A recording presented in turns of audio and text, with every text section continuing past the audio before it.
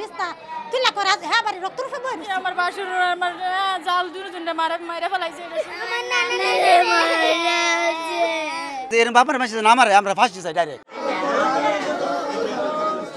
মাকে শ্বাসরোধে আর বাবাকে কুড়াল দিয়ে কুপিয়ে হত্যা। এরপর মরদেহ দুটি শোবার ঘরে বিছানার পাশে মাটি চাপা দেয় ছেলে। এমনই নৃশংস ঘটনা ঘটেছে ময়মনসিংহের ত্রিশাল উপজেলার বৈলর বাঁশকুড়ি গ্রামে।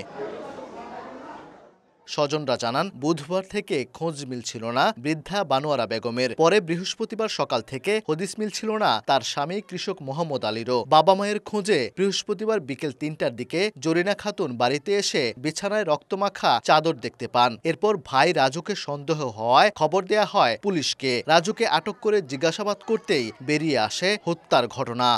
বিস্তা দইছি আঙ্গর কাকে বিস্তা তুলা করে হ্যাঁ বাড়ি রক্ত রূপে বই রইছি যে কুস্তাবা বাবা রাজু কইতাছে কাকে দা ছাড়া ধাক্কা মারছে ছড়াই দৌড়া আমার নানা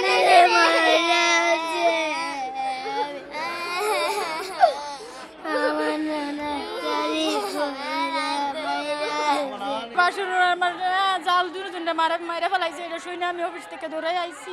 স্থানীয়দের অভিযোগ, অনলাইন জুয়ায় আসক্ত ছিল রাজু। মাঝে মধ্যেই টাকা চাওয়া নিয়ে বাবা মার সঙ্গে রাগারাগি করত সে। এমন নৃশংস ঘটনার দৃষ্টান্তমূলক শাস্তির দাবি করেন তারা। জুয়া খেলাইতো, মোবাইলে ইস্টু খেলাইতো, এই ইস্টু খেলার কারণে এরকম হয়েছে। বাপে তো ৮-১০ কাটা জমি তারা টাকা পয়সা দিচ্ছে, ওর বোন জামাই টাকা পয়সা দিছে।